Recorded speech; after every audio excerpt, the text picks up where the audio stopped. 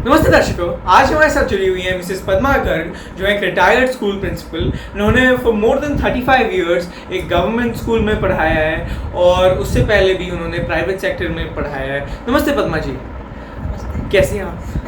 हम शुरू करें? यस। मैं जानना चाहूँगा कि आप कहाँ बड़ी हुई हैं? मैं दिल्ली में शादरा नाम की जगह है। अच्छा। मेरा बर्थ प्लेस भी वही है और मेरी पूरी एजुकेशन भी वहीं से हुई है। जी, तो आप स्कूल कॉलेज सब वहीं गई हैं? स्कूल मैंने 11th तक हायर सेकेंडरी दिल्ली से ही की थी, शादरा से। लेकिन उसके बाद मैंने ग्रेजुएशन एंड बीएड अपनी गाजियाबाद से की थी। गाजियाबाद कहाँ हुआ? यूपी में। जी, आपने फिर कॉलेज के बाद आपने क्या किया? जॉब सर्विस करी? नहीं, कॉलेज के बाद मुझे एडवांस तो सर्विस नहीं मिली। गवर्नमेंट जॉब में चाहती थी, मुझे नहीं मिली, इसलिए मैंने प्राइवेट स्कूल्स में जॉब की। मैंने ये दिल्ली के सरस्वती शिशु मंदिर में भी 3-4 साल जॉब की। उसके बाद ये कॉर्पोरेशन के एंट्रेंस एग्जाम्स होते थे, मैंने बाई चांस किया। अच्छा। तो मुझे गवर्नमेंट जॉब मिल गई थी। आपने एग्जाम देने पड़ते हैं, तो आप बताइए उसमें क्या पढ़ते हैं? उसमें हमारा टोटल जो हमारे मेन सब्जेक्ट्स होते हैं उसके सारे एंट्रेंस टेस्ट होते हैं, हिंदी, इंग्लिश, मैथ्स वगैरह। उसके बाद इंटरव्यू क्लियर करना पड़ता है। उसके बाद हमारी पोस्टिंग होती है दिल्ली में कहीं। इंटरव्यू में क्या पूछते हैं? इंटरव्यू में जनरल क्वेश्चंस पूछते हैं। अब इतने साल बाद तो मुझे याद नहीं है, लेकिन अपने सब्जेक्ट्स से रिलेटेड या और सब चीज़ों से रिलेटेड क्वेश्चंस पूछते हैं। बच्चों से रिलेटेड पूछते हैं कि भी बच्चों को आप किस तरीके से हैंडल करोगे, क्या करोगे। जी।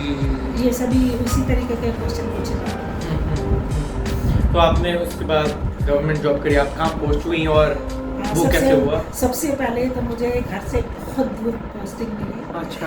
और बच्चे मेरे छोटे थे, तो मुझे आने जाने में बड़ी डिफिकल्टी होती थी। मुझे कम से कम 3 बस चेंज करके स्कूल पहुंचना होता था। लेकिन चांस की बात है कि मेरी वहाँ से 1 महीने में मुझे थोड़ा नज़दीक का स्कूल मिल गया। हाँ जी।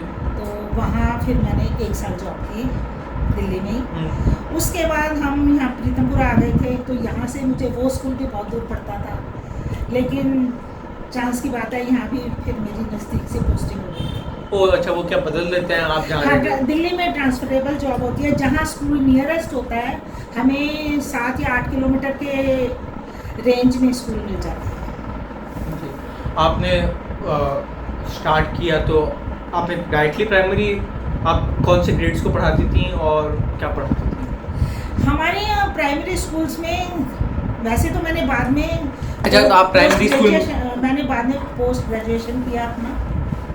ओके। हाँ एमए किया। हाँ जी। लेकिन गवर्नमेंट स्कूल्स में हमें सब सब्जेक्ट बच्चों को पढ़ाना पड़ता है। अच्छा, आप प्राइमरी स्कूल में पढ़ाते? मैं प्राइमरी स्कूल में पढ़ाती। तो ये कौन से एज ग्रुप के बच्चे हो गए? यहाँ पर हमारे 5 to 10 ईयर से 11-12 ईयर्स तक के बच्चे। तो आप मुझे बताइए, ये जो बच्चे हैं ये प्राइवेट वाले तो है नहीं, पब्लिक हमारे वाले?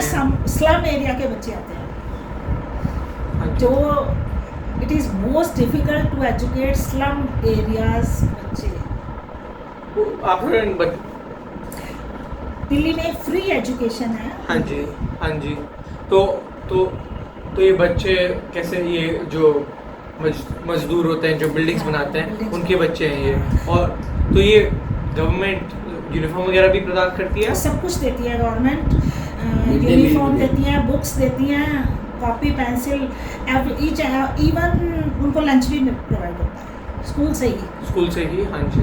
तो बच्चे यहीं रहते थे गवर्नमेंट स्कूल के पास? हाँ, नियरेस्ट स्कूल्स के बच्चे आते हैं। यहाँ हर 2 किलोमीटर की दूरी पे स्कूल है। हाँ, अच्छा। दिल्ली में हाँ जी। हर 2 किलोमीटर पर स्कूल है। हाँ जी। तो इसलिए सब नियर बाय बच्चे आते हैं।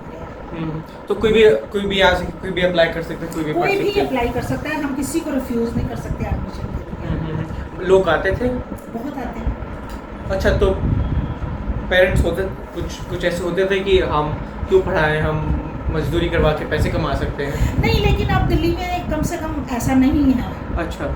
ज़्यादातर तो कोशिश करते हैं, जो माएँ मजदूरी करने जाती हैं। हाँ तो वो ये सोचती हैं कि कम से कम 5 घंटे हमारा बच्चा यहाँ पर सेफ है। हाँ। हाँ जी। चाहे वो पढ़ता है या नहीं पढ़ता हाँ है, जी। उसको खाना मिलेगा, कपड़ा मिलेगा, पैसा मिलेगा, शूज़ मिलेंगे। तो कम से कम मेरा बच्चा 5 घंटे घर, हम स्कूल से बाहर तो जाने नहीं देंगे किसी भी कीमत पर, जी। तो उनका बच्चा सेफ होता है। तो इसलिए अब उनमें ये भावना आ गई है कि हम बच्चों को स्कूल भेजें, चाहे वो लड़कियां हैं या हाँ जी। लड़के। और इवन दिल्ली में लड़कियों को और भी ज़्यादा बेनिफिट मिलता है, हाँ जी। उनको पैसे अलग से मिलते हैं, किनको?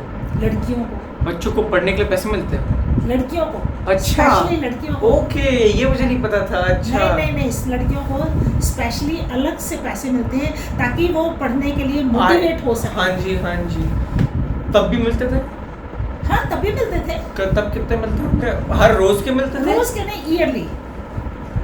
अच्छा, आप पूरा साल भेजेंगे, वरना हाँ, ईयरली पैसे मिलते हैं। कितने होते हैं वो?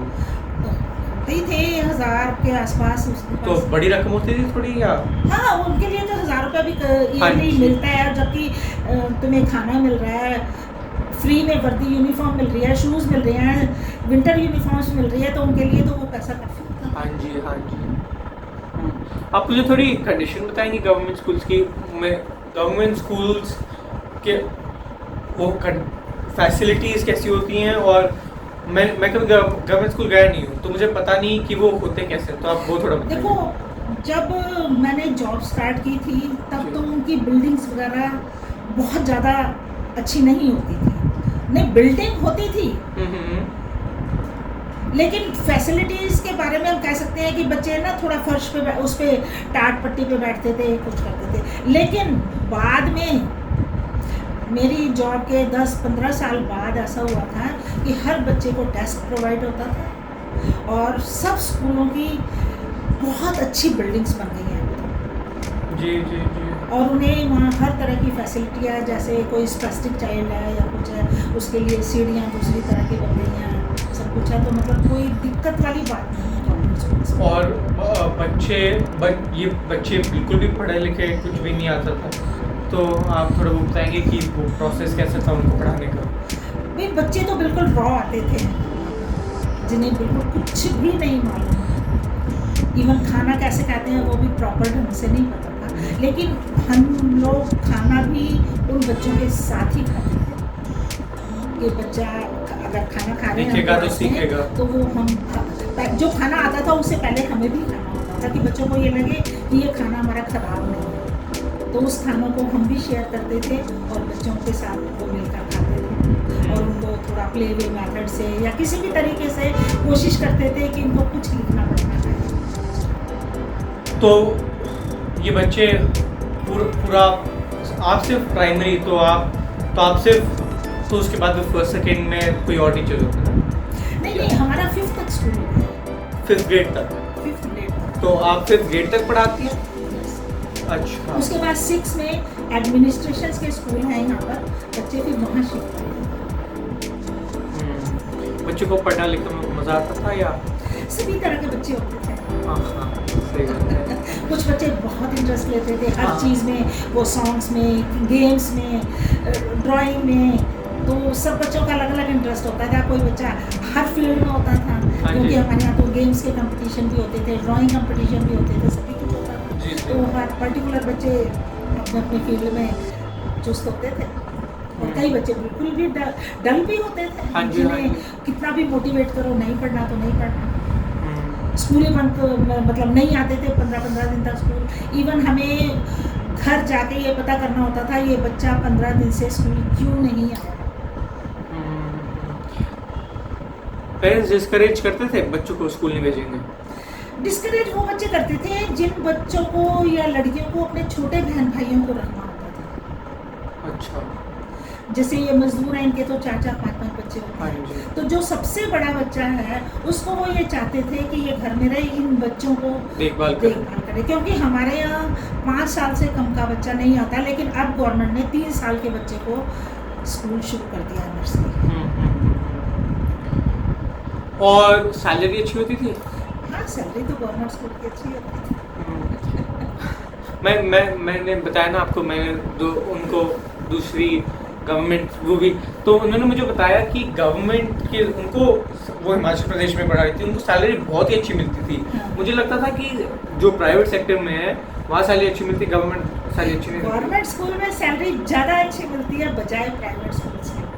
दिल्ली में तो कम से कम ऐसा ही है अच्छा। कि जो कोई हायर क्लासेस को भी प्राइवेट स्कूल्स में पढ़ाते हैं हाँ ना, जी। वो लोग फुल स्केल नहीं देते, हाँ जी। लेकिन हमारे यहाँ बिल्कुल फुल स्केल मिलते हैं। इंटरेस्टिंग जी। आप थोड़ा विजडम शेयर करेंगे अपना, हमारे दो विजडम, थोड़ी नॉलेज शेयर करेंगे आपने जो सीखी है थ्रू आउट आपकी लाइफ टाइम में, आप थोड़ी शेयर करेंगे? भाई मैंने भी जीवन में यही सीखा है कि पहले इतने साल बच्चों को पढ़ाया, हाँ जी। अपने बच्चों को भी पढ़ाया, हाँ जी। तुम्हारे सबको मतलब उस हिसाब से देखा। हाँ जी। तो मैं घर में भी यही चाहती हूँ कि भी अब ये मेरे पोता पोती हैं या कुछ हैं, भी मैं इनको अच्छी एजुकेशन दूँ, इनको कुछ टाइम दूँ, कुछ प्रोवाइड करूँ, और बाकी रिटायरमेंट के बाद मैं अपने थोड़े शौक पूरे करती हूँ। जैसे मुझे सिलाई, कढ़ाई, बुनाई सब चीज़ का शौक है, खाना बनाने का शौक है, तो मैं इन बच्चों को वो करती हूँ, बच्चों के साथ खेलती हूँ। हाँ जी, हाँ जी। तो ये सब काम करती हूँ। और कुछ कहना चाहेंगे आप? खत्म करते हैं उसके बाद इंटरव्यू।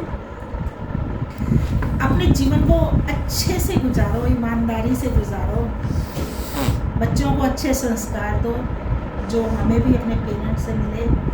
लाइफ का मज़ा इसमें है, रात को उस भगवान का शुक्रिया अदा करो कि आज का दिन हमारा बहुत अच्छा बीता, हमने जीवन में जो अचीव किया है उसकी अच्छी बातें हम अपने बच्चों को दे सकें। जी बढ़िया है, शुक्रिया पद्मा जी हमारे साथ जुड़ने के लिए, मज़ा आया आपसे बात करके।